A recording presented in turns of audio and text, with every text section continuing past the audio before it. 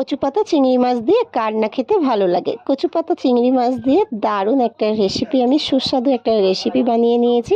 এটা কিভাবে করেছি চলো দেখা যাক। এই যে দেখো, প্রথমে আমি কচু পাতাগুলোকে এইভাবে ছোট্ট ছোট্ট করে আমি কিন্তু এগুলোকে কুচিয়ে নিয়ে ভালো করে এটাকে ধুয়ে নিয়েছি। তারপরে আমি কড়াইতে একটু জল দিয়ে দেব, অল্প সামান্য জল দিয়ে দেব, আর তাইতে একটু দিয়ে দেব লবণ। আমি যেভাবে হচ্ছে কচু শাকটা রান্না করেছি, কচু পাতাটা আমি সেই প্রসেসে তোমাদেরকে দেখাচ্ছি। আমি জানি তোমরা হয়তো আমার থেকে আরও ভালো ভালো জানো, কিন্তু আমি যেভাবে কম সময়ের মধ্যে কচু শাকটা রান্না করে নিই সেইটাইকে আমি তোমাদের সাথে শেয়ার করছি। আর এইভাবে কচু শাক রান্না করলে এক থালা গরম গরম ভাত উঠে যাবে, জানো তো। আমার তো ভীষণ পছন্দ, প্রিয় একটা কচু শাক রেসিপি। তাই এই যে কচু পাতাটাকে আমি একটুখানি গরম জল করে তাতে লবণ দিয়ে কচু পাতাটা দিয়ে এটাকে সিদ্ধ করতে বসিয়ে দিয়েছি। এতটুকুই জল দেবো যে যাতে দেখো এই জলটা কিন্তু কচু পাতাতেই টেনে নেয়, কিন্তু আমি জলটা ফেলবো না, কেন জলটা ফেললে এর পুরো ভিটামিন স্বাদ সব নষ্ট হয়ে যাবে। সেই জন্য আমি একদম শুকনো শুকনো করে এটাকে মানে সিদ্ধ করে নিলাম। এবারে তুলে নিয়ে এতে দিয়ে দিলাম বেশ কিছুটা সর্ষের তেল। বেশ কিছুটা সর্ষের তেল দিয়েছি। তেলটা গরম হয়ে গেলে তাতে দিয়েছি কালো জিরে বেশ কিছুটা, আর দুটো শুকনো লঙ্কা আমি এইভাবে ফাটিয়ে দেব। তোমরা শুকনো লঙ্কাটা দিলে বেশ সুন্দরই লাগে।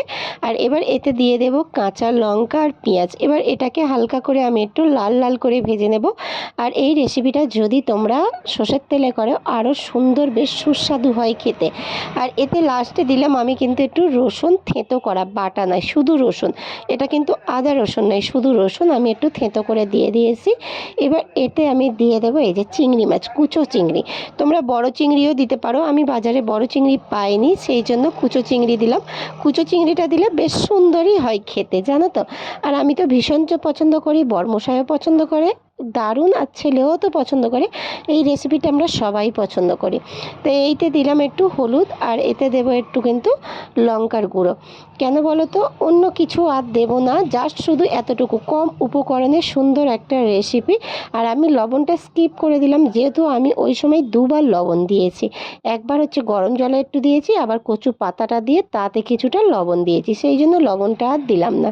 তারপরে আমি এতে দিয়ে দিলাম এই যে কচু শাকটা। এবার কচু শাকটা সুন্দর করে নাড়াচাড়া করে যতটুকু জল আছে একদম শুকনো শুকনো করে আমি এটাকে পুরো রান্না করে নেব। আর এইভাবে তোমরা যদি রান্না করো আর গরম ভাত দিয়ে, আর কিচ্ছু তোমাদের লাগবে না বন্ধুরা। তোমরা একবার হলেও কিন্তু বাড়িতে বানিয়ে খেয়ে দেখতে পারো। আর যারা তো বানাতে পারো না, বাড়ির গিন্নিদেরকে একটু বানিয়ে দিতে বলো, দারুণ লাগে এই রেসিপিটা। এবার আমি লাস্ট টাইমে এখানে দেবো একটুখানি লেবুর রস।